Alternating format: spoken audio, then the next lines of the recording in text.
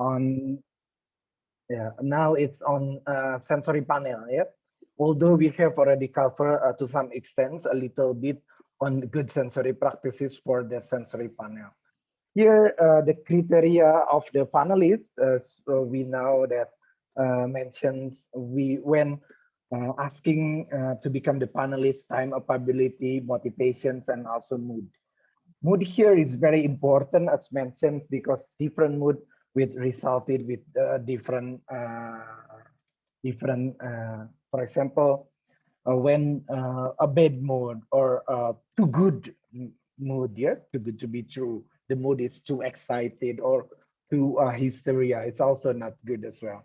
So health and habitual here, allergy, intolerance, or dislike too much, side effects, and smoking habits. So we have to select the panelists that really reflect the product and also the targeted of the consumer. For example, when we targeted the consumer, when we are trying to find the train panelists, there are differences. Of course, we will cover also that here. And then for the personality and seniority, it depends on the target of the drink. When you targeted for the elder or the food, when you targeted for elderly people, it could be also the senior becoming the panelist. Or when you targeted the food for the children, so the children can be also the panelist.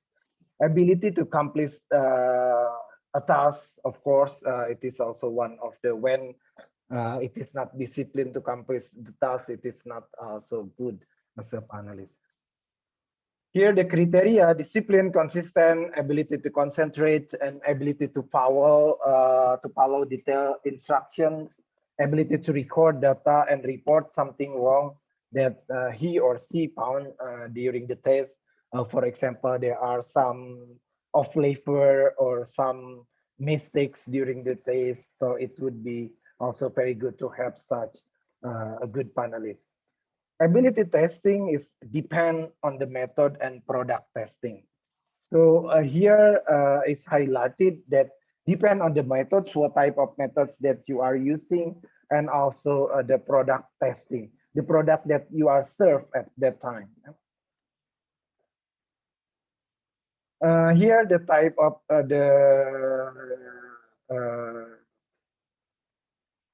the type of the test and also the targeted assessor, or we call it panelist. Yeah, it can be sensory assessor or sensory panelist. Assessor is from the book, sometimes called also assessor, but the meaning are also the same. Pair test, for example, 30, triangle test is around 24. Yeah. So the selected assessor, it should be 3 times from the triangle test surfing method. Have you done the triangle test in the practical? Already, sir. Okay, yeah. So you know how much number or the minimum for this triangle test?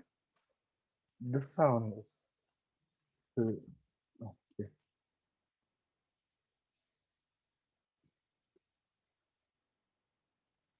Mohon maaf, deh tetangga sedang membangun jadi suaranya agak terganggu.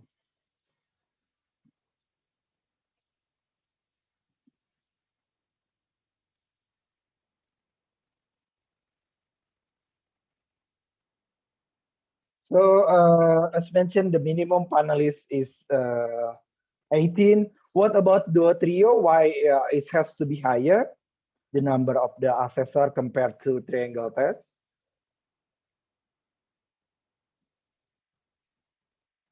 So we are talking here on the panelists, yeah, not on the test first, but as mentioned, that panelists, of course, related with the test method also that you are using, that here it is very important, ability testing on panelists, triangle test, for example, we have to cover at least 18, but as good as better is higher than 18.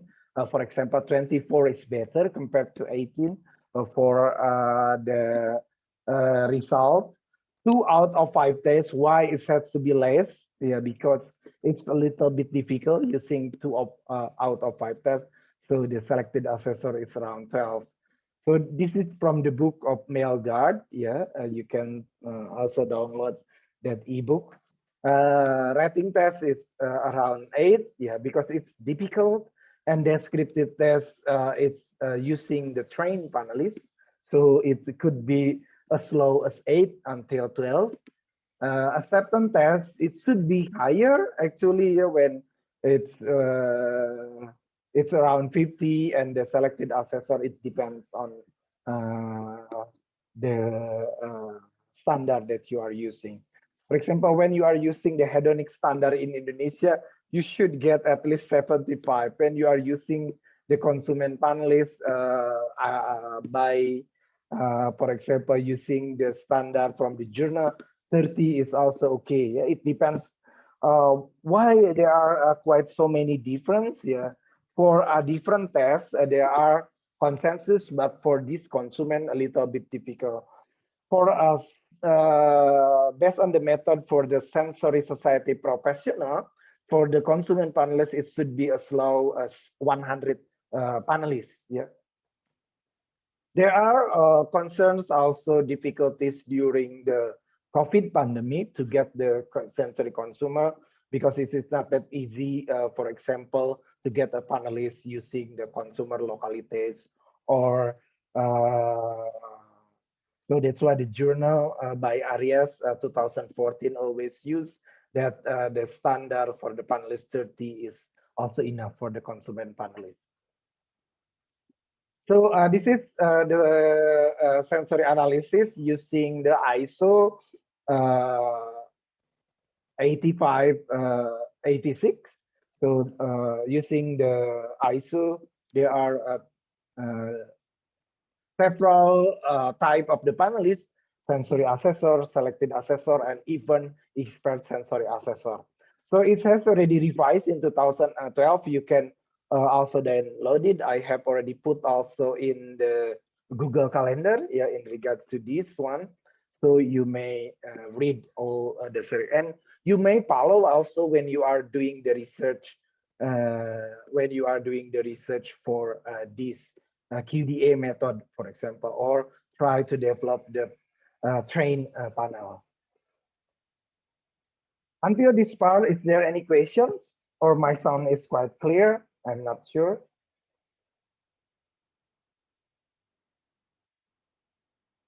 No, it's clear, sir. Okay. Yeah. So you should read. I think I have already put in the Google Calendar. Yeah, everything. Have you checked it? Have you downloaded all the material?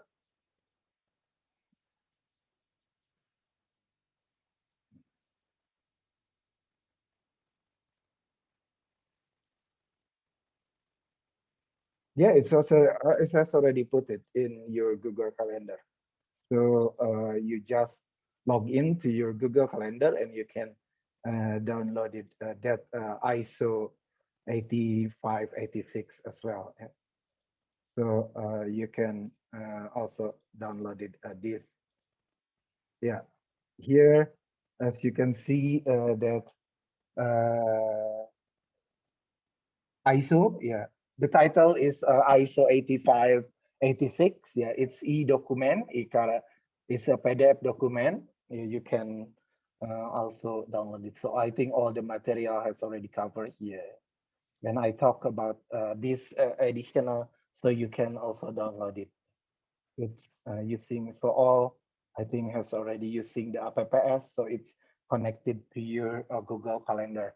Even when you are, for example, during your free time, you may also read through this, but I think you have to install Google Drive first in your mobile phone. So it makes you easier to read all this material. Okay, so back again to the GSB for the panelists, good sensory practices. So this one is the categories of the panelists. The first is recruitment, It could be also you can start the recruitment by given the questionnaire and then to recruit the naive sensory assessor, and then later you can start with familiarization. It means that we are doing the sensory analysis and should start with the giving the school of tasting, like sekolah untuk merasakan gitu ya. So give them the taste, the basic taste. Even there are now, for example, a new developed basic taste, six tastes coming in, but I'm not sure whether it is approved by consensus or not, because the people or the world is still focused on the COVID-19. So the Kokumi, it's already started to apply as an additional as umami. Yeah, the additional of umami. Kokumi is also applying as a 6 basic states, but based on the information, it's not yet approved by the consensus. And then after that, initiated sensory assessor, yeah, try to use the different tests to see the sense acuity of the assessor, and then later selection, yeah, selected sensory assessor, and then final choice of the panel, the one who has the good sense acuity and sensitivity going to the training, and then monitoring and testing. Here also calibrations, the taste, whether it is reliable, and then can be also replicable, the taste as the same result, yeah, always. And then when it is always trained and calibrated and becoming also a good sensory panelist. Yeah, after that one, after train, it has already trained, becoming the sensory panelist expert. Until this part, is there any question?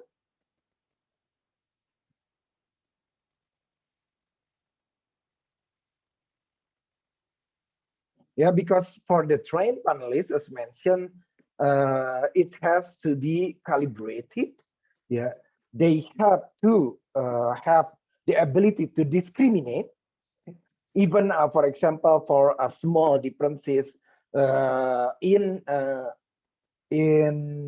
concentrations of the saltiness, for example, they can discriminate, and then repeatability and reproducibility, and then later check again whether it is agree with all the member of trained panelists, or it is not agree with all the member.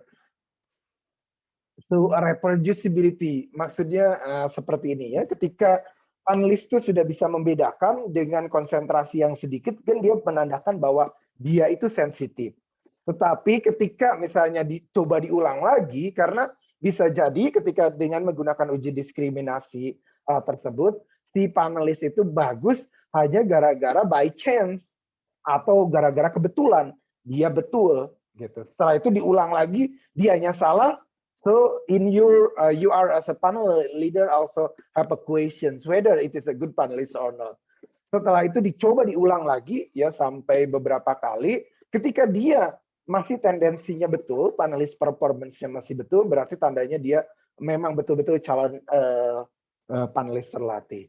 Nah, dicek juga, dipastikan lagi agreement ya dengan seluruh panelis terlatih di grupnya tadi, di 8 orang atau sampai 12 orang tadi. Apakah ini tetap agree dengan keseluruhan? Kalau dia tetap stabil, konstan jawabannya seperti itu, tapi berbeda dengan yang lainnya, itu juga bukan menjadi panelis terlatih. Can you get the explanation? Although it is a little bit blur, because not a real example, you have to make your own directly testing, or kita bikin contoh misalnya hanya untuk kita coba dengan menggunakan skala misalnya agar masuk ke agreement-nya ini. Ya. Ketika si panelis tersebut bisa membedakan ya bahwa ini yang beda, bahwa ini misalnya sampelnya adalah larutan garam yang 5%, ya larutan garam 5% dan 1%. Ketika misalnya dia bisa membedakan larutan garam 5% dan 1%, tandanya dia cukup oke. Ya, diulang lagi, dia masih tetap betul, reproducibility. Tetapi misalnya ditanya agreement-nya, bahwa dia melakukan scaling antara 1 dan 5, ya antara 1 dan 5 ini, 1% dan 5%, skalanya dia ngaco. Yang 5%-nya dia diratingkannya misalnya sebagai yang rendah. Nah, berbeda dengan keseluruhan panelis yang lainnya. Nah, di situ agreement-nya. Ketika lakukan scaling, ya ini gimana menskalakan 1% dan 5%. Yang 1% kan harusnya lebih rendah dibandingkan dengan yang 5%. Tapi misalnya si satu panelis ini salah. Meskipun jawaban dari uji diskriminasi sama diulang lagi uji segitiganya, diulang lagi selalu betul. Nah, ketika melakukan scalingnya dia salah, tandanya dia nggak agree dengan keseluruhan panelis. So it is better to read all the document for this trained panelists to become expert sensory assessor, so that you can understand a little bit how to develop this trained panelist. Pak, apakah yang sering melakukan sensory test itu disebut sebagai panelis expert? Tidak. Ya, jawabannya tidak. Karena dia melakukannya berbeda-beda produknya. Biasanya train panelis itu ditargetin salah satu kategori produk saja. Gitu. Pak, apakah si panelis hanya salah satu kategori produk, misalnya bakery, bisa menjadi panelis yang lain, tetapi dia harus ditrain lagi. Karena karakter dari sensory atribut dari tiap produk itu berbeda-beda. Pak, ini menyulitkan dong kalau misalnya selalu harus di-develop terus. Memang itu keharusannya ketika menggunakan ketika kalian mengklaim sebagai train panelis. Makanya biasanya train panelis itu jauh lebih lama. Meskipun jumlah panelis yang dibutuhkannya hanya sedikit, tetapi trainingnya harus terus continue dan harus ada pembuktiannya sesuai dengan ISO 8586 tadi. Ya. Until this part, you can understand it's not that easy to develop sensory panel, train sensory panelists. Yeah, it's not that easy because as mentioned, you have to have the ability, sense acuity, sense sensitivity through discrimination, through the reproducible and repeatable, and also later agreement with all the sensory panelist group. Terutama agreement itu ditunjukkan oleh scaling ketika dia di-train untuk skala. Di situ juga selection of the assessor, there are also training on using the scale. So it's not that easy to develop the sensory panelist. Bukan berarti tidak bisa, bisa, tetapi it takes time ya to develop the sensory panelist. Sampai sini bisa dimengerti. So how long that it would take? It depends ya. Ketika misalnya Pak, kalau misalnya orangnya yang sudah terbiasa, mungkin akan lebih cepat ya di trainingnya. Ketika orangnya tidak terbiasa dari awal, nah itu it took time. Rata-rata 6 sampai 8 bulan sampai dia punya kemampuan betul-betul ketika melakukan scaling atau rating, dia akan selalu stabil dengan ratingnya tersebut. Di konsentrasi yang sama, dia akan memberikan rating yang sama. Pas susah dong untuk menjadi train panelist. Anda sebagai train panelis yang memberikan sampelnya juga belum tentu Anda sebagai train panelis gitu, meskipun Anda yang mendevelop panelis terlatihnya tersebut ya. Karena mengikuti pola misalnya ISO 8586 bukan berarti Anda juga langsung klaim sebagai sensory panelis. Anda bisa klaim sebagai pelaksana dari ISO 8586 tersebut, tetapi bukan berarti menjadi panelis terlatih otomatis. Nah, tahapan-tahapannya di situ jelas, ada isyara, ada segala macam, so you can read later detail. The advantage internal recruitment, misalnya we talk about the organization or we talk about the company or the food company making the internal recruitment. Karena misalnya pekerja itu kan banyak, bisa sampai 300-an ya. Kita develop panelis terlatihnya dari yang ada, misalnya di sebuah food company. So the people are available and not necessarily to make the provision for any payment, karena ini sudah bagian dari sistem misalnya. A better confidentiality assurance of the panelist punctuality because they are available there in your company. Yeah. The disadvantage karena kadang kita nggak enak kalau misalnya kita memanggil bos kita atau kita memanggil manajer kita atau general manager kita. So it's always influence the hierarchy of the organization, influenced by the knowledge of the product. Karena dia sudah tahu ya produk yang di-taste-nya kan biasanya kalau roti ya pabrik roti ya semuanya roti-rotian. Dia tahu juga oh nanti akan mengeluarkan ini kan gosipnya sudah ada juga pastinya di situ ya. Sedang development produk ini karena reporting misalnya tiap kali morning meeting atau segala macam jadi ketahuan produk yang di-developnya apa. Less choice of people, lack of availability karena targetnya hanya di sini, ya hanya di target. Jadi sama juga conflict of priorities. Itu disadvantage-nya. And when you are using the external recruitment, sometimes it's also not really good. There are disadvantages because of one is expensive, suited to urban communities, difficult to recruit in full-time employment.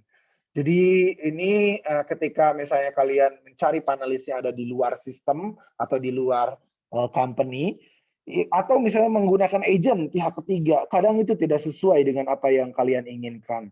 Jadi hati-hati juga when you are as an R&D in one of the company, so it is not recommended to use also agent. Ya. Yang tidak direkomendasinya tidak adalah menggunakan agentnya tersebut karena agentnya belum tentu paham dengan target tujuan Anda merekrut orang luar. Pak, bagaimana kalau dengan rekrutmen orang luarnya untuk menjadi panelis itu encouraging banget atau recommended banget ya karena tapi kalian sendiri sebagai R&D-nya yang melakukan atau sebagai sensory di company-nya melakukan karena kalau misalnya mempercayakan dengan agen atau dengan yang lainnya tanpa didampingi misalnya akan terjadi kekacauan juga ya. So you can raise questions or you can raise hand whenever there is a question. We are still talking about the good sensory practices about the panelists. So this one, no problem with the hierarchy because they are outside from the company, much easier selection without a risk of offending people, they are unsuitable. Dan yang pastinya ketika menggunakan orang luar menjadi panelis ya di luar company tersebut, pengetahuan tentang produknya lebih terbatas. Nah tentunya harus dipilih ya panelis luar yang akan dipilihnya itu harus benar-benar tahu kategori atau pengguna dari kategori produknya tersebut.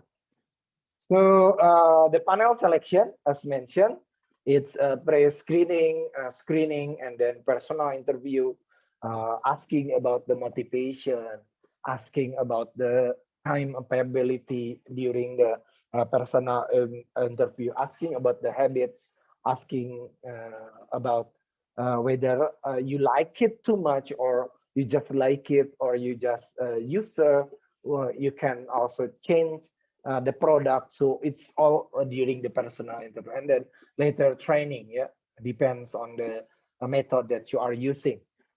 There are some method without training, but at least there are some pre-information.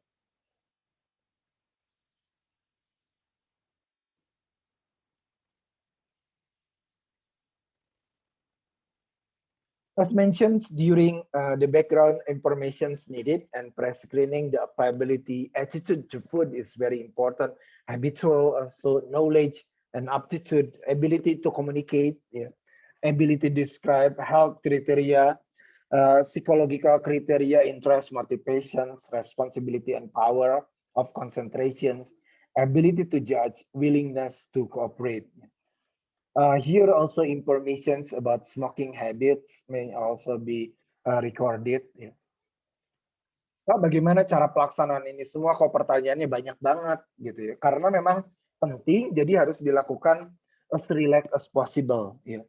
Kadang mahasiswa biasanya karena waktu pengennya ngejar target jumlah, biasanya buru-buru. Nah, jadi pertanyaan-pertanyaan mengenai ini kadang diabaikan karena dianggap diasumsikan tidak ada permasalahan. Gitu. Padahal zaman sekarang penting sekali untuk capture habit dari panelisnya tersebut ya, termasuk smoking habit atau misalnya ketika punya kebiasaan-kebiasaan tertentu itu seharusnya bisa digali ya untuk informasi terkait dengan nanti sensori atributnya juga. Sebagai contoh bahwa kalian punya preferensi tertentu dan punya journey tertentu atau you have your own beverage journey. For example, when we are developing panelists for the beverage or for the drink that you want to create. Jadi ketika misalnya memiliki project untuk mendevelop sebuah minuman, penting sekali menanyakan habit atau segala macam karena tiap orang ya pasti memiliki habit berbeda-beda. Misalnya Rana tiap pagi minum teh, sedangkan Aldrich misalnya minum kopi. Kan beverage journey from morning to the evening different between Aldrich and Rana. Karena kebiasaan-kebiasaan itu juga penting memberikan space ketika pengembangan produknya. Kebayang nggak? Ini menggambarkan langsung kenapa pentingnya pertanyaan-pertanyaan tersebut ya. Bukan berarti harus langsung diuji cobakan sampelnya, tidak. Tetapi dicari sensory space-nya. Mana sih yang masih kosong? Misalnya ketika si calon-calon panelis tadi ya, sudah punya kebiasaan di pagi hari, cuman ada 2 pilihan, misalnya teh sama kopi, ya sudah berarti kan tidak ada peluang untuk pengembangan produk baru di pagi hari tersebut. Misalnya pengen mencari misalnya pada saat brunch time. Ada nggak sih peluang misalnya pengembangan produk pada saat brunch time? Nah ini ditanyakan pada panelis ini, pre-screening ini sangat penting juga untuk mengetahui mapping which one is still the needs for your development. Ya. Karena kalau kita misalnya mencari memaksimalkan, memaksa di yang sudah jenuh, ya di pagi hari tadi, misalnya kategori produknya sudah jenuh, minuman saset untuk kopi juga sudah banyak, ya minuman saset untuk teh juga sudah ada, jus juga kadang diperlukan sudah banyak. Misalnya kalian mencari something that really want to grab attention, tapi timely manner, misalnya karena ada pertanyaan when. Nah, di situ menunjukkan bahwa pentingnya pertanyaan habit tadi. Karena journey beverage setiap orang itu pasti beda-beda. Saya pengen di pagi hari itu benar-benar elevate the mood, elevate the energy. Makanya minum kopi misalnya. Sama reason to drink the product also different ya. Karena di situ menyangkut emotional and also nutritional needed for the panelists.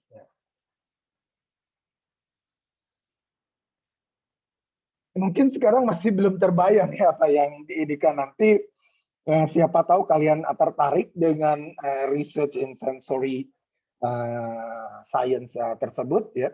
Nah karena di sini banyak sekali yang bisa kita gali dari informasi-informasinya bahwa kemarin juga sudah disampaikan kesukaan saja tidak cukup ya, bahkan harus ada tadi ketika space time tadi mid morning misalnya jam 10 atau kadang juga disebut brunch time ya. 10 sampai 11 ini memberikan chance untuk kita develop sebuah produk. Ini juga bisa jadi targetednya nanti konsumennya kebiasaannya kayak gimana sih minuman di jam 10 jam 11 tuh ya. Karena kita targetnya food technologies. Harusnya produknya itu mass production dan juga bisa dinikmati kapan saja tanpa misalnya susah ya, maksudnya langsung mass production dan punya shelf life yang cukup panjang. Gitu. So back again to the pre-screening of the panelists. Others interest in full participations, ada juga yang misalnya cukup sekali. Nah ini untuk descriptive panel ini nggak bisa, ini harus full making a timetable ya from the beginning until he became trained panelist and then use the train panel your equipment ya. Untuk deskriptif panel ini keseluruhannya harus full ya, dari awal sampai dianya menilai target produk yang Anda develop atau target produk yang akan Anda uji. Ini harus benar-benar full, tidak bisa ada yang lepas gitu. Kalau misalnya hanya misalnya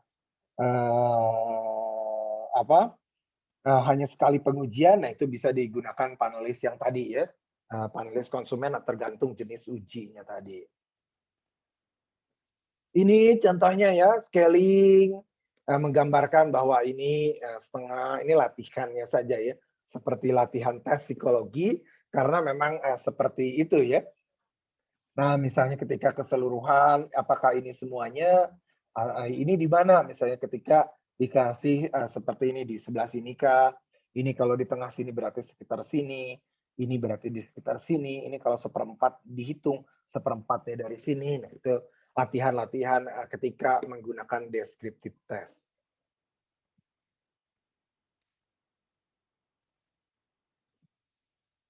For the screening as well, they are determining impairment like partial blindness as mentioned, determining sensory acuity. Yeah. Sensory acuity is not only the sensitivity of the stimulus, but also how long that stimulus lasting.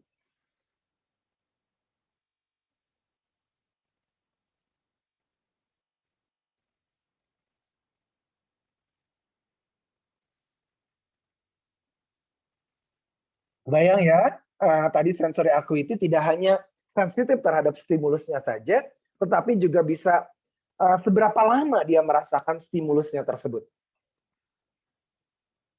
Ya, makanya ada beberapa uji, misalnya di sensory itu namanya temporal dominant sensation. Jadi sensasi dominannya itu seberapa lama, atau misalnya time intensity, seberapa lama sih si intensitas. Misalnya kalian menguji permen karet rasa mint, ya, mint atau chewing gum mint, ya, minty chewing gum.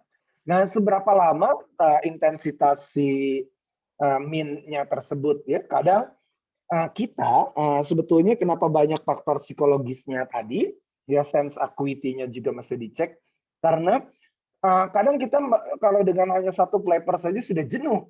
Tadi misalnya kita menguji permen karet, ya, rasa mint, di lidah tuh sudah nggak terasa baru beberapa menit. Padahal pas diuji dengan menggunakan GC, gas kromatografi mass spectrophotometry, ini masih ada kok mintnya, masih sama, belum berubah, setelah 5 menit belum berubah. Tapi pas di mulut kita, karena nerve kita tuh hanya mendeteksi mint saja, sudah jenuh duluan, sehingga udah nggak kerasa lagi nih mintnya gitu. Karena akibat ada, nah di situ maksudnya pentingnya mengecek juga seberapa lama dia memiliki kemampuan mendeteksi stimulus tersebut.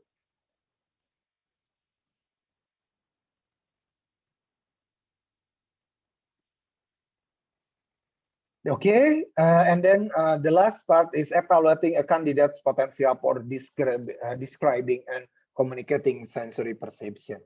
Mungkin ada beberapa panelis yang tidak bisa mengungkapkan, aduh ini tuh rasa apa ya, gitu kan, aduh ini tuh dia nggak bisa ngomong, tapi dia merasakan, tapi tidak bisa ngomong, itu juga nggak bisa gitu ya.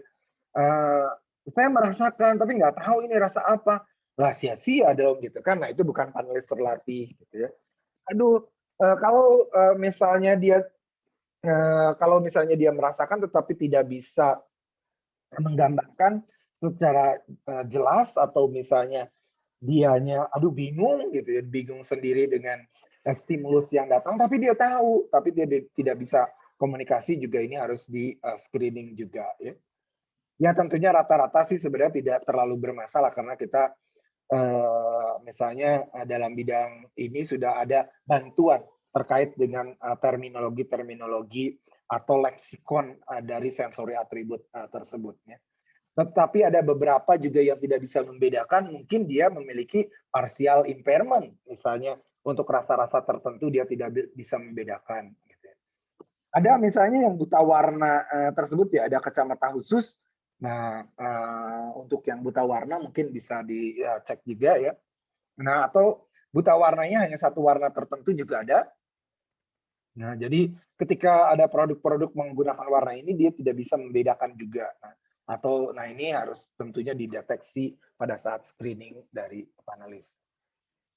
Nah, ini definition sensory acuity ya, bahwa mirip dengan tadi sense sensitivity, tapi juga sama duration-nya tadi ya. Jadi duration dari stimulusnya tersebut. Ya. Jadi tidak hanya sensitif terhadap stimulus atau rangsangan atau sensasi, tetapi dia bisa merasakan how long the sensation can last. Gitu. Nah ini juga bisa. Tadi contohnya adalah permen karet tadi. Tiap orang ketika merasakan permen karet akan berbeda-beda seberapa lamanya. Mungkin kalian agak bingung ya, misalnya coba aja buktikan misalnya ya dari nggak usah misalnya menggunakan prefer release detection, ya, tetapi bisa digunakan misalnya ketika ada 5 teman membeli salah satu permen karet, seberapa lama dia merasakan itu tingkat kemanisannya, itu pasti berbeda-beda juga. Di permen karet kan suka ada rasa manis-manisnya di awal ya. Nah, ada yang merasakannya lumayan cukup lama, ada yang sudah tidak merasakan lagi dalam beberapa menit saja. Ada yang sampai 5 menit masih bertahan, rasa manisnya, diukur dengan ratingnya. Nah, dengan permen karet saja itu berbeda-beda ratingnya. Ya, nanti bisa diujikan. Nah, kenapa saya memberikan contoh permen karet? Karena pada saat itu, mungkin kemarin ada yang ikutan ini ya, ada yang ikutan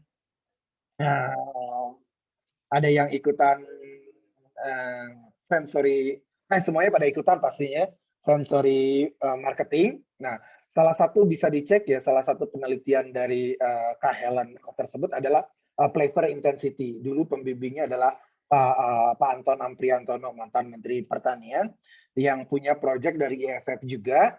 Jadi sampai diukur ke Singapura, jadi tahun 2002 sampai bisa ke Singapura itu magang ya atau penelitian di sana itu keren banget gitu, apalagi tahun 2002, mungkin kalian baru lahir atau bagaimana ya. Nah, penelitiannya tentang flavorisa di permen karet. Jadi ternyata di kampus saja ketika melakukannya di kampus, tiap orang tuh merasakan sensasinya berapa lama itu beda-beda. Gitu. Ketika di rating, karena itulah pengukurannya dengan menggunakan temporal dominant sensation atau time intensity tadi ya. Karena kalau misalnya bagaimana caranya, kalau di kita sih belum ada alatnya ya, ada alat yang cukup otomatis, misalnya ketika sudah tidak merasakan lagi di klik klik klik klik klik klik, nah gitu ya. Ada yang uji kecepatan misalnya. Ketika mulai rilis, mulai kerasa nih bitterness-nya, misalnya klik gitu, mulai kerasa, mulai tidak terasa lagi manisnya, minnya sudah mulai hilang. Nah, itu ada diagramnya tentunya ya, kapan si tiap panelis performance-nya berbeda-beda. Because as you know that genetically also influence our sensory sensitivity or sense acuity.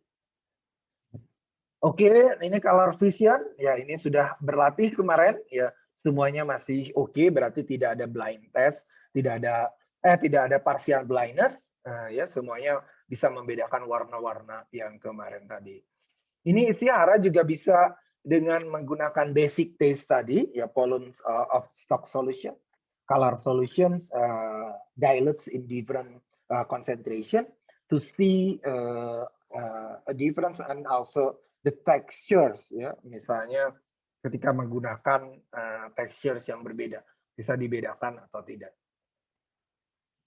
Ini color visionnya tadi, perbedaan gradasi kekuatan warna, ini juga kadang bisa digunakan. Ini juga ada ya, kalau mau mengikuti pola tadi ISO 8586 is also covering on this basic taste to screen the analyst.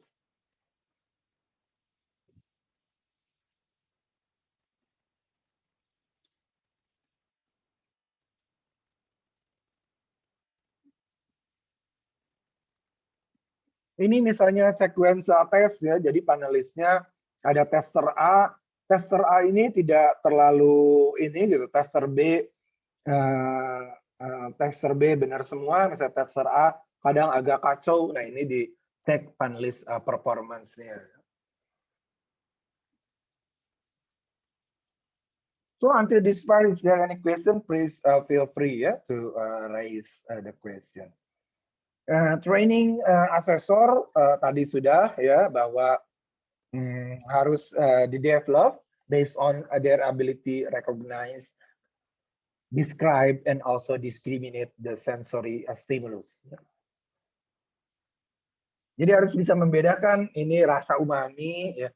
Mungkin yang agak sulit ada menggambarkan rasa kokumi. Umami dan kokumi itu seems the same ya, taste enaknya tuh segimana mungkin nanti. Nah itu juga kita belum terlatih dengan rasa baru tersebut, makanya sampai sekarang juga masih difokuskan hanya 5 basic taste ya.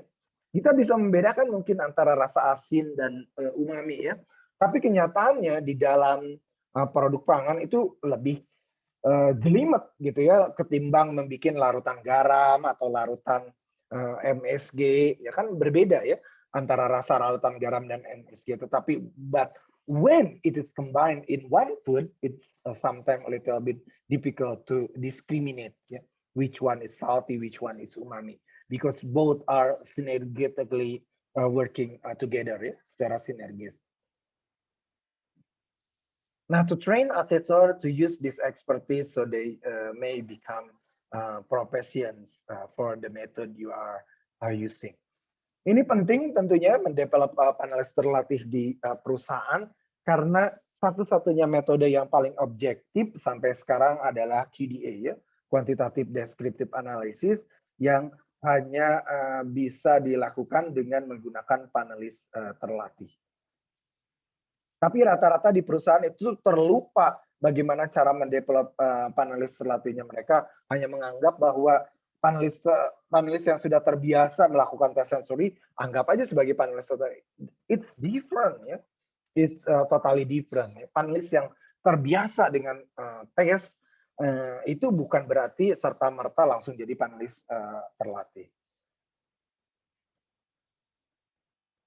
Ini tata cara pengujiannya ya, detection test segala macam, tadi kafein, dia bisa membedakannya thresholdnya sampai seberapa minimumnya sih, tadi terkait dengan sense acuity sama sense sensitivity-nya ya, to discriminate.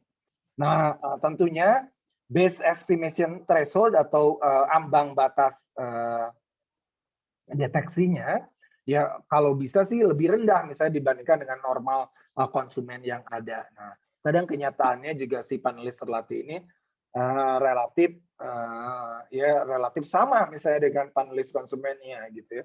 Nah, ini dengan pelatihan sebetulnya bisa meningkatkan sense acuity-nya tersebut ya.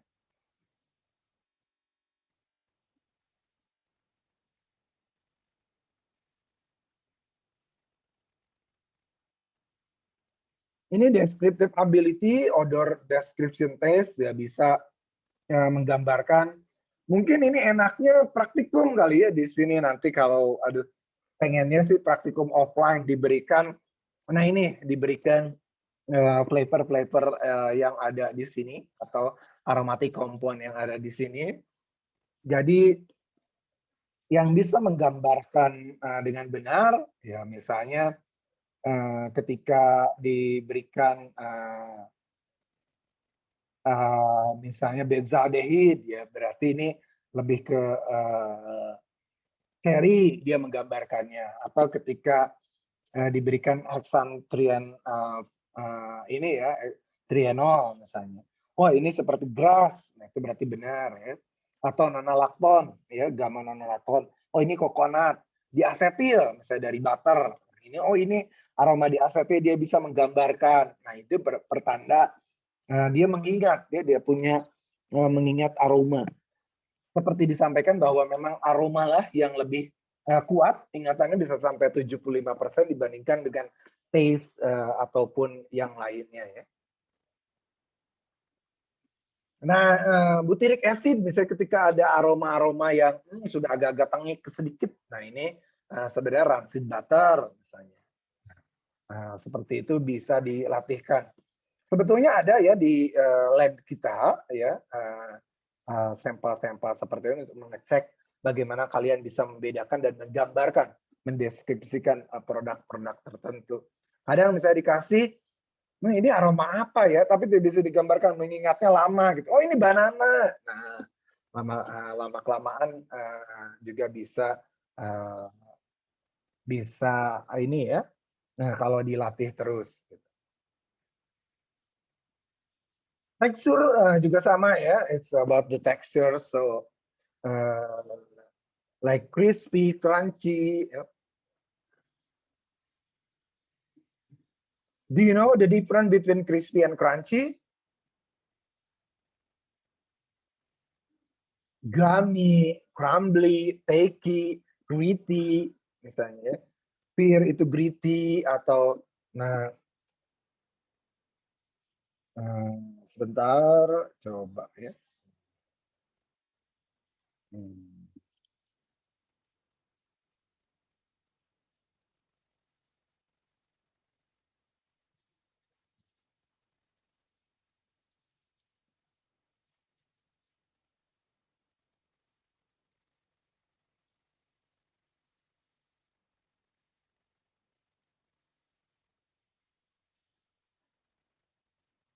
Hmm.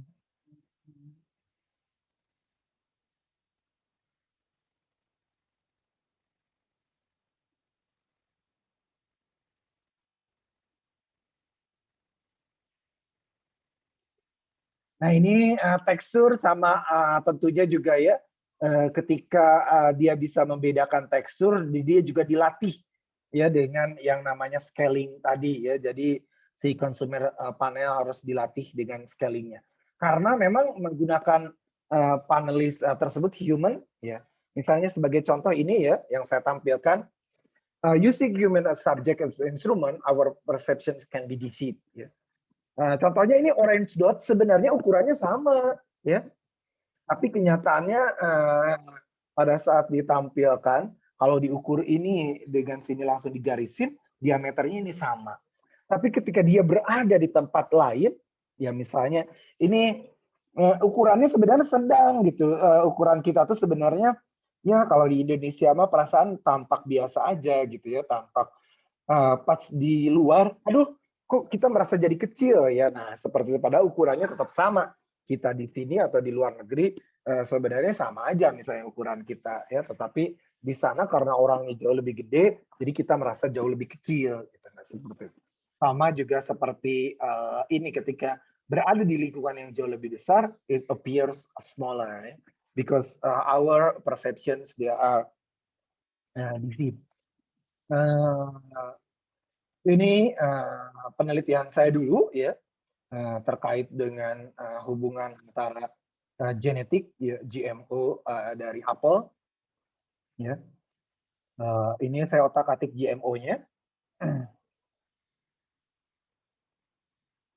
Kenapa menampilkan ini? Ini menstandarkan tadi terkait dengan tekstur ya, bahwa crispiness tadi ya, the amount of pitch sounds when sample is first bitten with the from teeth. Nah ini penjelasannya ya, standar reference-nya. Karena misalnya kita menguji apel, ya apel ini kan banyak ya, apel ini jenisnya banyak banget. Kalau tadi misalnya menggunakan ISO 8586, karena pada saat sekolah itu penelitiannya di Eropa, jadi menggunakan European standar ya, jadi ini menggunakan perbedaan. Tapi berdasarkan kesepakatan, kita di Indonesia biasanya menggunakan ISO 8586. Jadi nggak usah takut, bukan berarti salah menggunakan ISO hanya karena lokasi pengujiannya yang berbeda. Apakah itu sama? Pengujiannya relatif sama ya. Harus ada training segala macam. Tadi menjadi expert panel juga nggak mudah karena ini saya press buah-buahan gitu ya.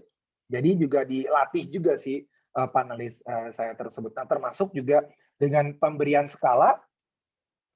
Nah, karena reference standarnya juga harus disediakan, jadi yang disediakan adalah seperti ini. Banana itu yang matang ya, crispiness-nya dianggap 0 ya karena dia empuk gitu. Karena sedangkan celery skala crispiness-nya ini cukup tinggi ya. Ini celery yang biasa jadi sayur, yang biasa dimakan langsung fresh gitu ya.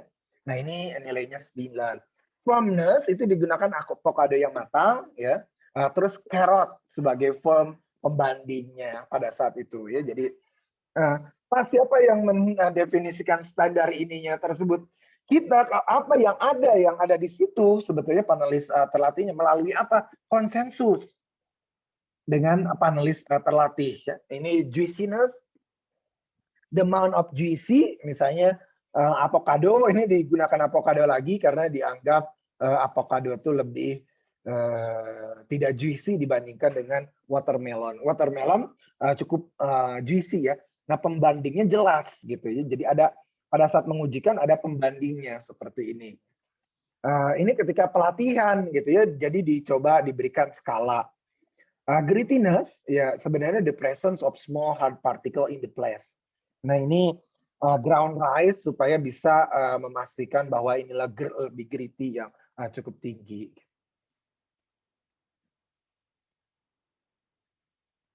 Ini panelis performance-nya ya, expert panelnya kita ini pada saat itu menggunakan PCA ya SPSS untuk mengecek si panelis performance-nya bagaimana sih si panelis A, panelis B, panelis C, panelis D. Nah, ini juga dicek lagi dengan menggunakan hubungan antara karena sampelnya adalah apel ya, jadi bagaimana crispiness, firmness ini digabungkan dengan penetrometer dan juga digabungkan dengan refraktometer untuk sweetness tadi. Nah, ini sampel-sampel yang digunakan pada saat training panelis. Ya. Tadi seberapa lama Pak training panelisnya? Karena ini untuk penelitian lumayan cukup lama, ya. Bahkan banyak karena ini lingkungannya adalah di research center. Jadi ada yang pergi, ada yang sudah habis, kadang mengganti lagi. Ini cukup lumayan 8 sampai tahun ini hanya untuk mendevelop panelis terlatihnya saja ya. Ini ketika sudah tadi dilatihkan, ini di develop definition yang lebih detail lagi ya. Bagaimana misalnya sampai carrot boil 4 menit, ini reference-nya seperti ini. Nah, ini pendevelopan flavor-flavor sensasi terkait dengan apel tersebut. Ini menggunakan panel performance-nya tersebut untuk melihat repeatability sama reproducibility sama good agreement-nya tadi ya bersama panelis-panelis yang lain ya terkait dengan sensory atributnya tersebut. Ini masih menggunakan statistik juga tentunya untuk melihat panelis performance seperti ini hasilnya ya. Ini mohon maaf bahasa Italia jadi campur aduk. Ini karena dilakukannya di Italia. Ya. Ini terkait dengan penelitian yang tadi disampaikan.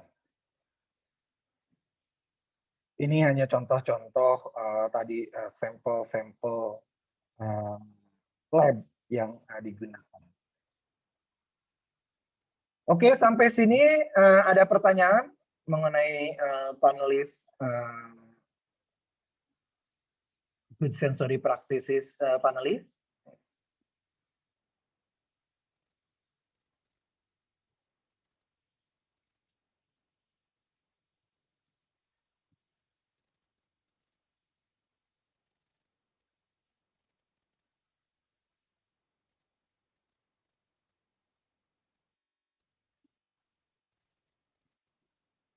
Sir, kalau misalnya grafik yang A sama B tadi di awal-awal itu untuk apa ya?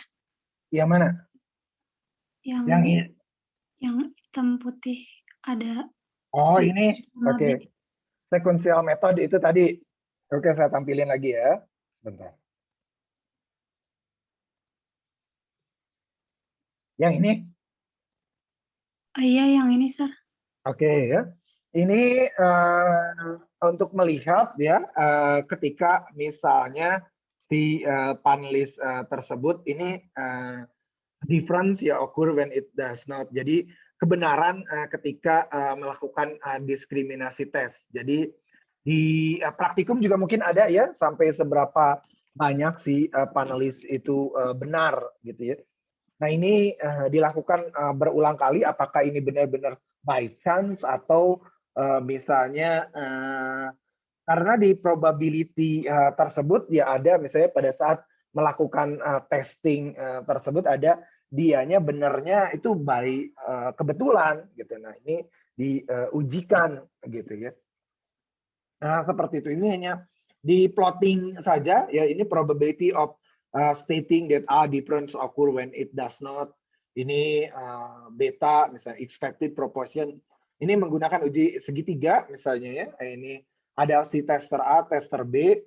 Ketika misalnya si tester A benar terus, ya si tester B ini tetap dianggap ini number of correct test kumulatif ya. Misalnya ini secara kumulatifnya ini benar, ini benar, ini benar, ini benar gitu ya. Nah ini diplotkan saja ini number of trials-nya ada berapa kali, trials-nya misalnya di sini sampai 8 kali. Terus ini number of correct-nya tuh tes-nya secara kumulatif ya ditambahkan. Ini tes pertama 2 berarti benar, tes kedua 4, tes ketiga ini ya. Nah ini kumulatifnya ditambahkan misalnya ya. Ini berarti dia nggak nambah-nambah, ini salah terus nih si B. Karena bisa dilihat ya, si B ini nggak nambah kumulatifnya. Kalau ini nambah, ya si A ini berarti ini benar, nambah lagi, tambah lagi, ya ini 3 kali, dia nambah benar 1, tambah lagi, dia masih benar lagi. Nah ini ternyata melewati batas acceptance-nya, jadi dia bisa langsung di-accept. Ini bisa dilihat bahwa ini number of correct test, tapi secara kumulatif. Jadi ketika dia tes ketiga, dia benar nambah, ininya 3. Tes keempat dia benar nambah. Tapi si B bisa dilihat ini stabil aja, stabil di sini gitu, untuk angkanya 2, maaf, 2. Ketika tes keempat dia juga masih tetap benarnya cuma 2 kali. Ya udah, pas terus-terusan salah, berarti dia bisa jadi yang tes pertama ini benar hanya gara-gara by chance gitu. Jadi si B ini tester B di reject.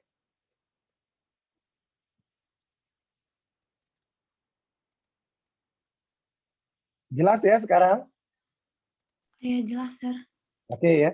Ini yang kumulatifnya di ini kan ya.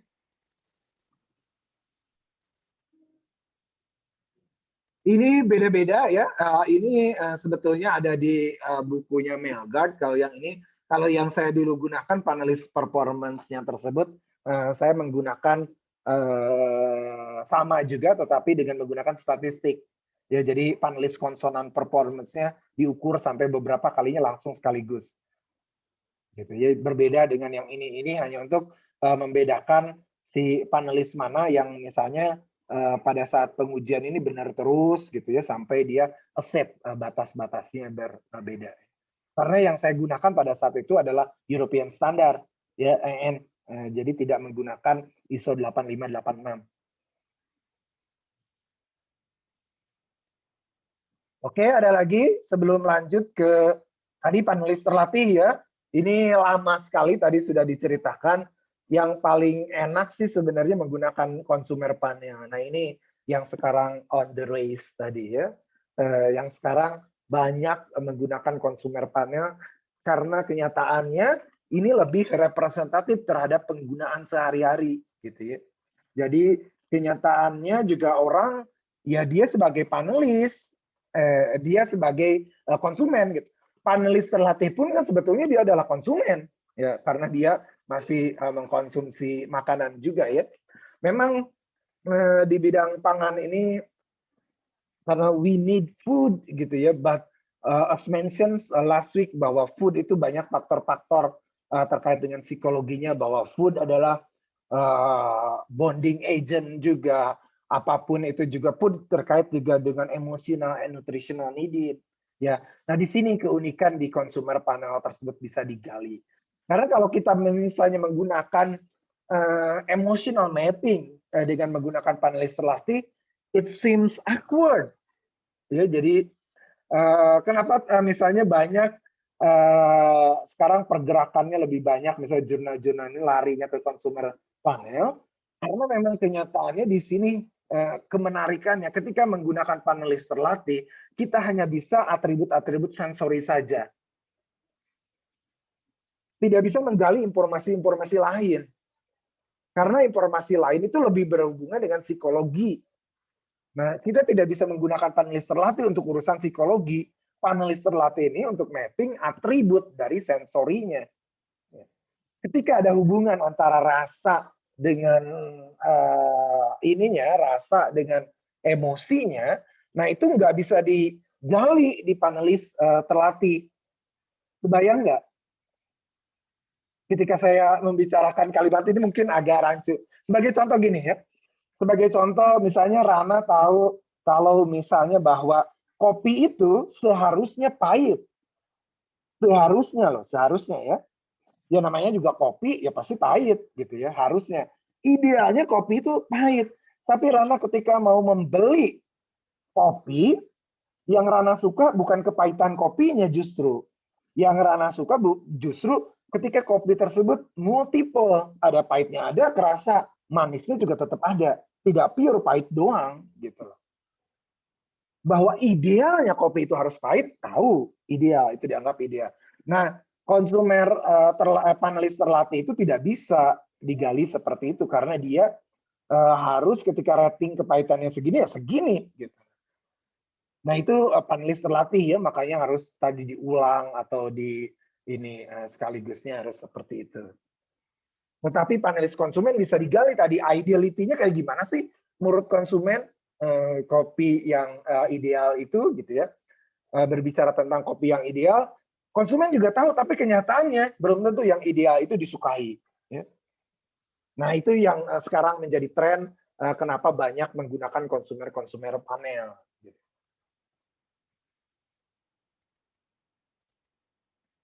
Tadi bisa kebayang bahwa ketika misalnya menggunakan konsumer panel, bahwa ada misalnya konsumernya paham ideal itu harusnya segini, kayak gini, tetapi kadang yang ideal justru tidak disukai. Ya, perbedaan bahwa belum tentu yang ideal itu disukai. Kalau inline ideal dan disukai itu bagus gitu ya. Nah, kemarin mungkin sudah digambarkan bahwa misalnya tidak cukup saja kesukaan, kadang harus dicek ideality-nya. Nah, ya, ini juga ya termasuk ranah-ranah yang digali dari konsumer panel. Ini tentunya selalu ditanyakan demografi karakteristik karena terkadang locations or cultures its influence also the food products or even habitual ya. Ini segala mungkin ini bisa dibaca ya bahwa bisa dari employees-nya sendiri karena employees juga adalah konsumen gitu. Local area residents, general population, tetapi lebih baik sih menggunakan konsumen langsung karena kalau misalnya menggunakan employees, bias-nya cukup tinggi ya. Ini bisa jadi ketika menggunakan konsumen bisa untuk focus group ya. Laboratory test juga bisa, central location test kemarin sudah dibahas sama home use test tadi ya. Harus cukup banyak kalau home use test. When we are using children as a panelist, sometimes children have to be accompanied by the panel leader one by one interview. So we are the one who actually based on the answers of the children, ya, kita yang mengisikannya gitu. The children panel, ya tentunya ada verbal ability ketika membicarakan atau ability to concentrate karena mudah terganggu, ya, fokusnya kurang. Nah ini juga harus dipahami. Didampingi satu persatu, one on one interview, ya, juga diberikan misalnya gambaran emosinya, meskipun terkadang tidak berarti apa yang dia pilih ini menggambarkan dari produknya. Kadang dia lebih tertarik ke gambarnya gitu. Jadi harus didampingi. Kenapa dengan on-one interview? Karena si anak itu fokusnya ke gambarnya ini, mana yang paling menarik bagi dia, mana emoji yang paling menarik bagi dia. Jadi kebanyakan love them saja tanpa misalnya bagaimana rasanya ini, coba bisa digambarkan. Dia nggak paham bagaimana menghubungkan antara apa yang dia rasakan dengan emosinya ini gitu ya. Love them atau like them. Jadi harus di guide on one and one interview tadi ya. Ini kadang bisa observasi juga melalui behavior observation, ya, pair comparisons, ini sorting and matching, ini bisa dilakukan sorting, ranking juga mana yang paling disukai, ya. Tapi hati-hati ketika menggunakan emoticon tadi, ya kadang fokusnya sama emosinya tadi. Makanya lebih baik kita yang mengisinya, biarkan anak yang menggambarkannya. Dari ekspresi mungkin ketika tidak suka, dia sudah langsung menggambarkan. Ini macam-macam ya, ini catatan-catatan apa yang bisa dilakukan anak-anak ya. Mungkin ada yang tertarik melakukan pengujian ke anak-anak. Nah ini mesti benar-benar sabar ya ketika pada saat melakukan pengujian.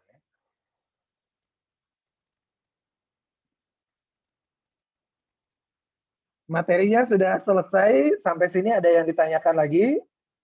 Ya, jangan lupa nanti dibaca lagi karena sebentar lagi udah mau midterm examination.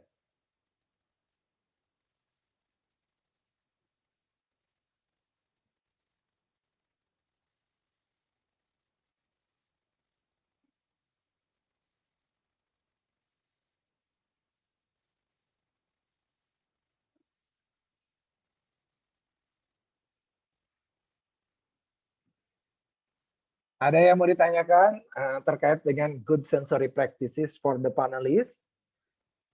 Next one, apa ya untuk di kontrak ini? Coba kita lihat. Next week will be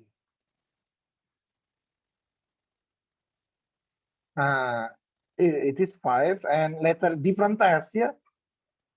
So it would be good to start with different tests. Ini gara-gara kita ketinggalan ya kuliahnya, jadi kadang praktikum duluan gitu, agak uniknya seperti itu. Cuman sayangnya kita harus ngikutin kalender itu ya. Tapi tidak apa-apa ya, yang pasti sudah diberikan di praktikum ya sebagai enrichment. So we can there are different tests. It's quite big also yeah for a different test.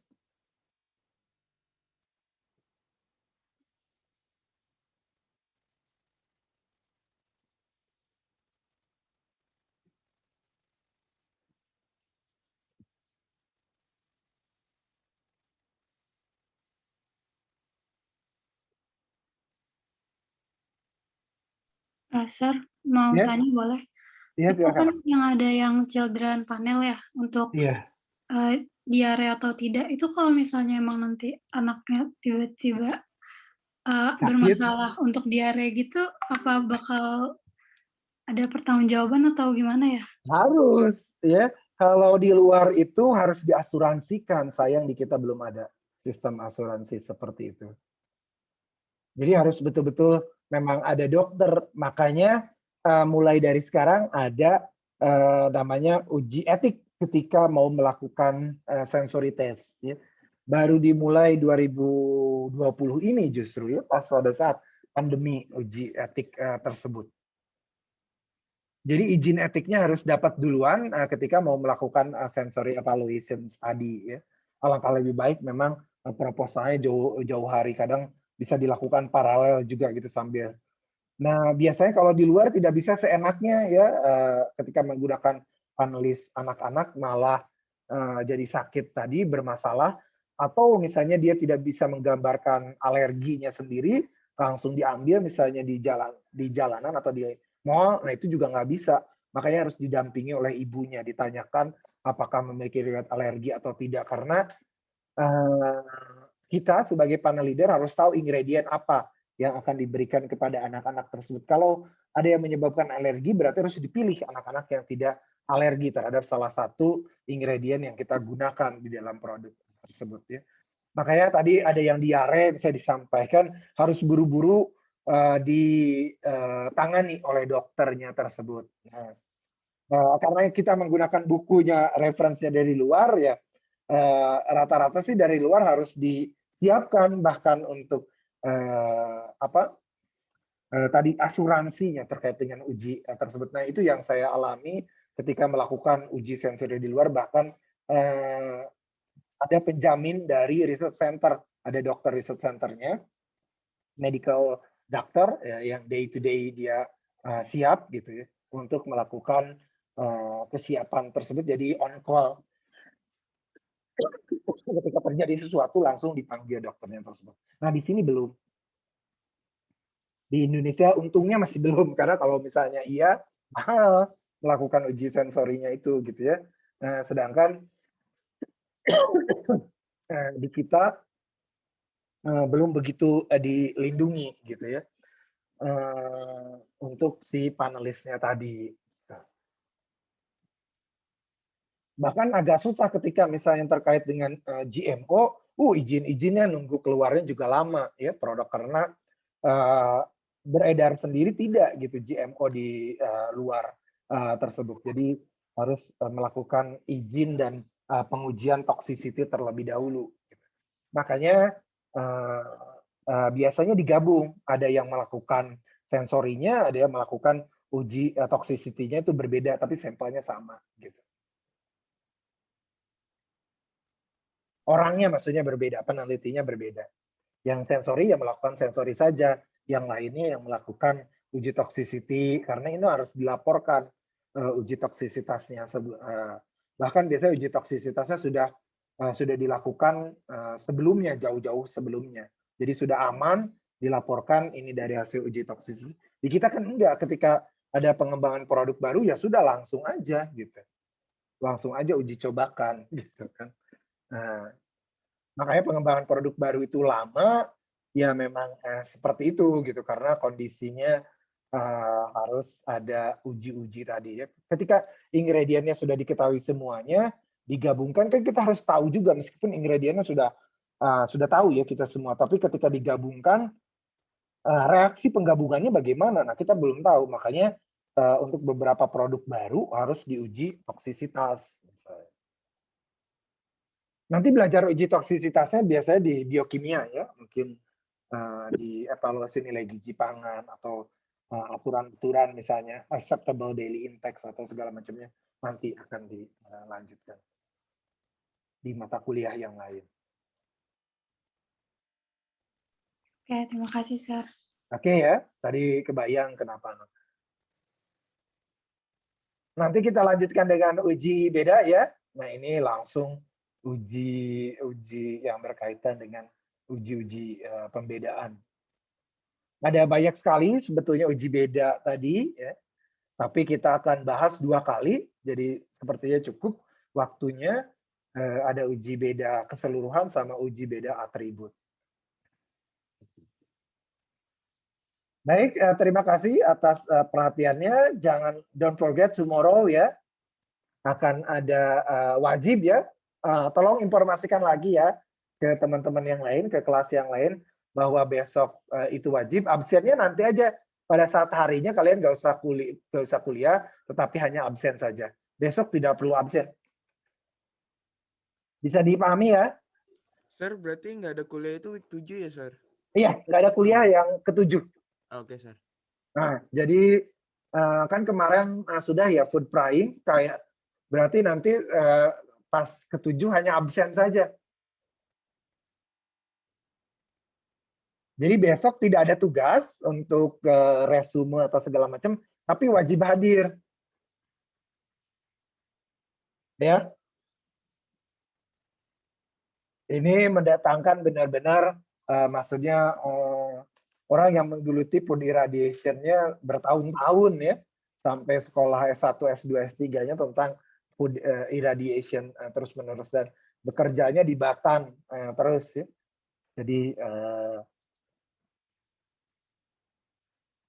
baik ya, mungkin that's it for the good sensory practices from the sample and laboratory, and now the panelists, and later we be started with the discrimination test for overall discrimination test, and then the second one before the midterm there will be a discrimination test for the attribute. Thank you very much for the attention and have a nice day. See you again next week. Thank you, Thank you, sir. sir. See you. Thank you, sir. Okay. Thank you, sir. See you sama-sama.